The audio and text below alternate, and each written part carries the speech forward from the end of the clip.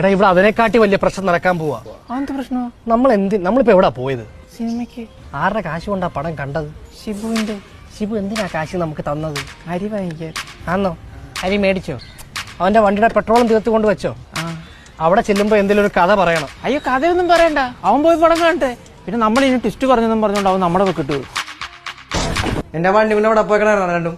ഷിബു സംഭവം എന്തോന്ന് പറഞ്ഞ ഞങ്ങള് നീ പറയണ്ട, നീ പറ. ഞാനല്ല പറയണ്ടേ, ഇവനാ പറയണ്ടേ. പറടാ. എന്താ പറയണ്ടേ? എന്തെങ്കിലും ഗുണം പറയടാ. പിന്നെന്താ സിനിമയുടെ പറയട്ടെ? കൊല്ലി ഞാൻ പട്ടി. പറ.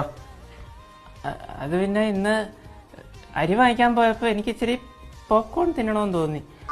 അപ്പോ ഞങ്ങൾ കുറെ കടകളിൽ കയറി ഇറങ്ങിയപ്പോ അവിടെ ഒന്നും പോപ്കോൺ ഇല്ലായിരുന്നു.